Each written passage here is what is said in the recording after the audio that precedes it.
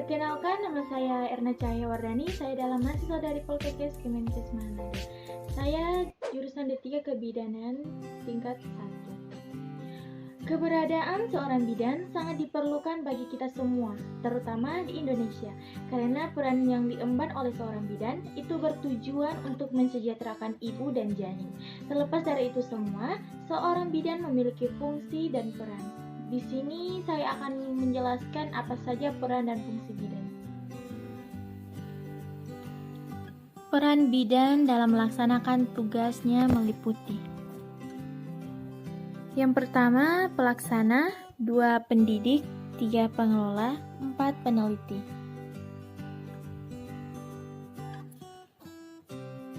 Peran pelaksana yaitu tugas mandiri, tugas kolaborasi, dan tugas ketergantungan.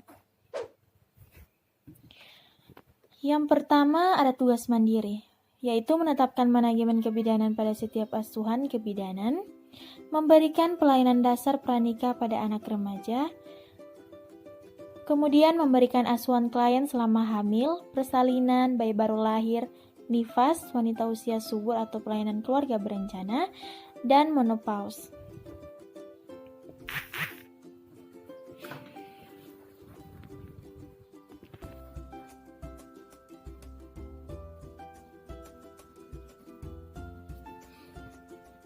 Kedua, tugas kolaborasi. Menerapkan manajemen kebidanan pada setiap asuhan kebidanan sesuai fungsi kolaborasi dengan melibatkan klien. Kemudian memberi asuhan pada ibu hamil dengan risiko tinggi. Memberikan kebutuhan asuhan pada ibu bersalin, nifas, BBL, dan balita yang berisiko tinggi. Ketiga, tugas ketergantungan, menerapkan manajemen kebidanan pada setiap asuhan, memberikan asuhan kebidanan melalui konsultasi, serta rujukan pada masa kehamilan, persalinan, masa nifas, BBL, serta kelainan pada anak balita. Peran pengelola, mengembangkan pelayanan dasar kesehatan atau di wilayah kerja. Berpartisipasi dalam tim atau sektor melalui dukun bayi, kader kesehatan, serta nakes lainnya. Peran pendidik, memberikan pendidikan dan penyuluhan kesehatan pada klien. Kemudian melatih dan membimbing kader.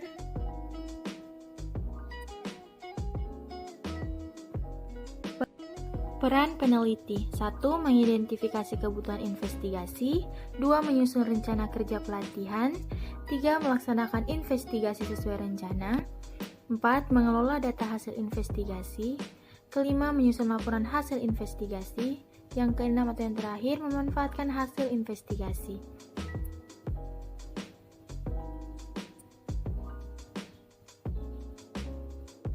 Tidak hanya memiliki peran, seorang bidan juga memiliki fungsi. Berikut ini fungsi seorang bidan. Fungsi bidan sebagai pelaksana. Yang pertama yaitu bidan melakukan bimbingan dan penyuluhan kepada individu, keluarga, serta masyarakat, khususnya kaum remaja pada masa pra-perkawinan. Kedua yaitu melakukan asuhan kebidanan untuk proses kehamilan normal, serta kehamilan dengan kasus patologis tertentu. Ketiga, melakukan persalinan normal dan kasus persalinan patologis tertentu. Selanjutnya, merawat bayi segera lahir normal dan bayi yang risiko tinggi, melakukan asuhan pada ibu menyusui dan pada ibu nifas. Memberi pelayanan kepada anak balita dan keluarga berencana, dan yang terakhir kepada klimenterium atau menopause. Fungsi bidan sebagai pengelola, yaitu mengembangkan konsep kegiatan pelayanan kebidanan bagi individu, keluarga, kelompok, masyarakat sesuai kondisi dan kebutuhan masyarakat setempat yang didukung oleh partisipasi masyarakat. Ketiga, fungsi bidan sebagai pendidik, memberikan penyuluhan kepada individu, keluarga, dan kelompok masyarakat terkait dengan pelayanan kebidanan dalam lingkup kesehatan serta keluarga berencana.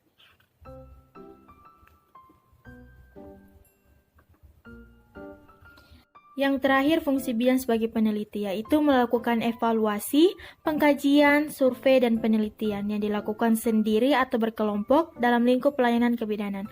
Namun penelitian kesehatan keluarga dan keluarga berencana.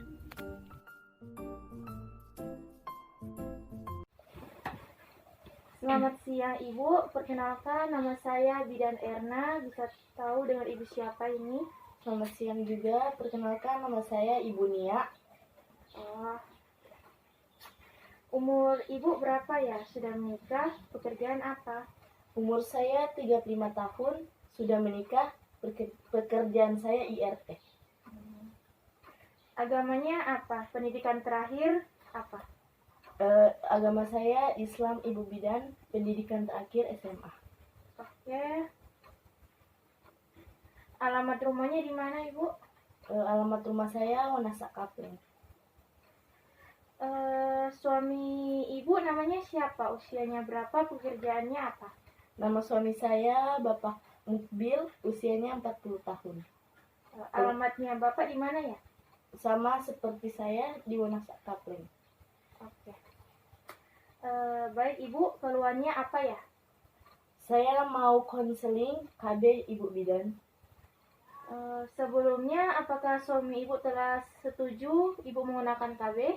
Iya Ibu Bidan, sudah setuju. Katanya tinggal terserah saya mau memilih KB yang mana.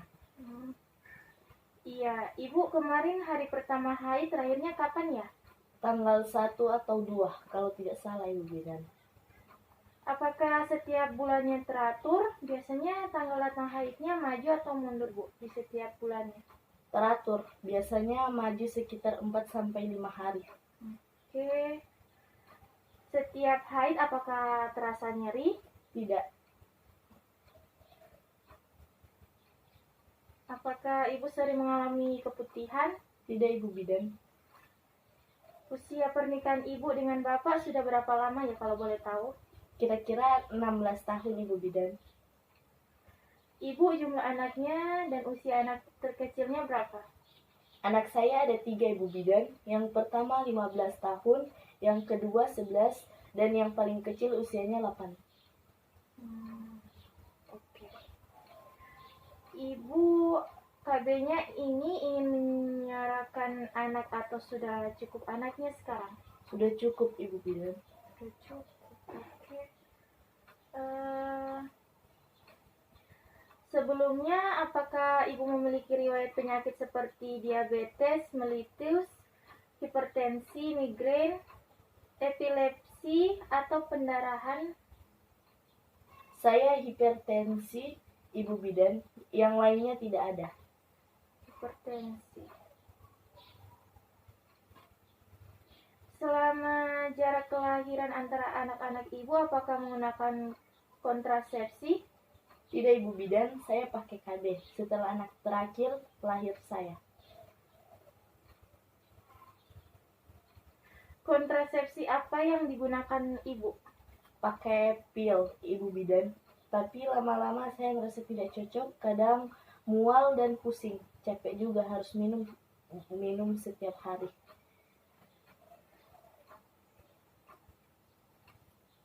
Untuk riwayat kelahiran anaknya Ibu, anak pertama sampai terakhir apakah lahirnya cukup bulan? Iya Ibu Bidan, cukup bulan semua, lahirnya juga normal. Nah, lahirnya normal. Lahirnya normal per vaginam ya Bu. Melahirkannya ditolong oleh siapa? Ditolong bidan di rumah sakit semua. Anak saya perempuan 3-3-nya. Berat badan lahirnya berapa Bu masing-masing? Kalau kakaknya 2,7 kg, yang kedua 3 kg, yang terakhir juga 3 kg. Yang terakhir 3 kg. Oke. Di keluarga apakah ada riwayat penyakit hipertensi dan lain-lain? Ada. Ibu saya dulu juga hipertensi Ibu Bidan. Ibu pola makan dan tidurnya bagaimana? Teratur? Iya, tetap makan 3 kali sehari, tidur juga cukup. Cukup. Oke. Oke. Di rumah ada yang merokok tidak, Bu? Tidak, bapaknya sudah berhenti merokok. Oke. Baik Bu, ini ada beberapa pilihan kontrasepsi untuk Ibu. Akan saya jelaskan terlebih dahulu. Di antaranya yang bisa dipilih untuk Ibu ada IUD, implan suntik. Yang pertama IUD, jenisnya juga bermacam-macam. Ada yang spiral CUT dan progestaser, atau ada hormon progesteronnya. IUD akan dipasangkan pada organ reproduksi ibu. Keuntungannya yang pertama, cocok untuk menjarangkan kehamilan dalam jangka panjang atau yang sudah cukup anak. Sebab dapat mencegah kehamilan ibu hingga 10 tahun. Kemudian tidak mengandung hormon estrogen sehingga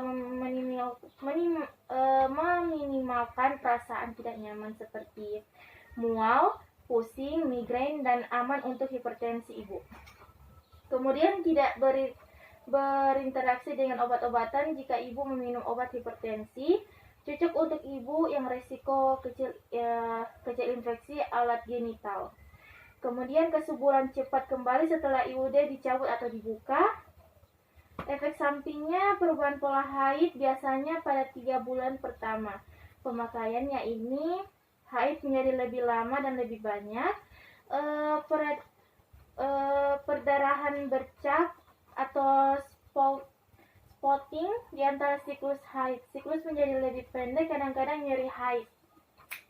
Begitu, selanjutkan bagaimana dengan implan?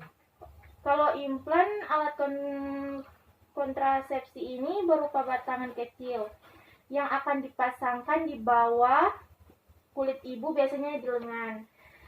Keuntungannya cocok untuk menjarangkan kehamilan dalam jangka panjang atau yang sudah cukup anak, sebab mencegah kehamilan hingga 5 tahun. Tidak mengandung hormon estrogen sehingga meminimalkan perasaan tidak nyaman seperti mual, pusing, migrain, dan aman untuk hipertensi ibu. Cocok untuk ibu yang tidak bisa memakai kontrasepsi yang mengandung estrogen. Cocok untuk yang masih dalam usia reproduksi. Cocok untuk ibu yang sulit mengingat keharusan minum pil setiap hari. Kekurangannya, kadang timbul beberapa keluhan nyeri kepala, peningkatan atau penurunan berat badan, nyeri payudara, perubahan mood atau kegelisahan. Membutuhkan tidak pembedahan minor untuk insersi dan pencabutan. Yang terakhir suntik. Keuntungannya cocok untuk menjarangkan kehamilan dalam jangka panjang atau yang sudah cukup anak. Apabila dalam pemakaian yang rutin, biasanya disuntikan 1 bulan atau 3 bulan. Kemudian cocok untuk ibu yang tidak bisa memakai kontrasepsi yang mengandung estrogen. Cocok untuk yang masih dalam usia reproduksi.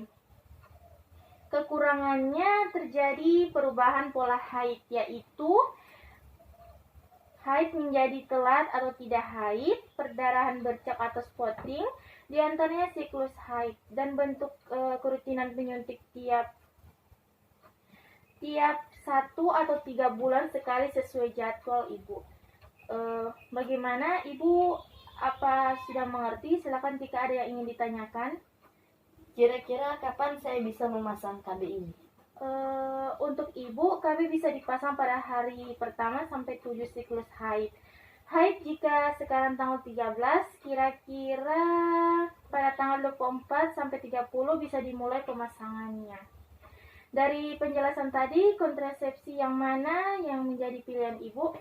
Sesuai penjelasan ibu bidan tadi, saya memilih KB IUD saja, ibu bidan, karena jangka waktunya lebih lama. Baik ibu, pada pertemuan selanjutnya, saya harap ibu bisa datang bersama suami, agar ibu dan suami sama-sama bisa paham tentang alat kontrasepsi sehingga nantinya keputusan bisa diambil bersama-sama. Iya, terima kasih atas masukannya. Selamat siang. Iya, selamat siang ibu, terima kasih.